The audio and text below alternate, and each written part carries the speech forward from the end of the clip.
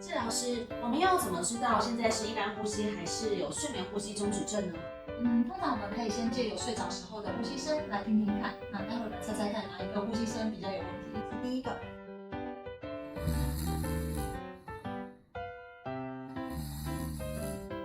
那接下来是第二个。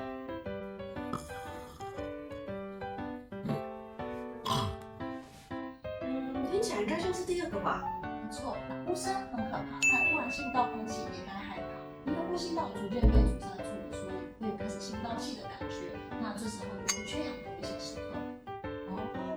不过一般人在睡觉的时候打呼声不会突然中断吗？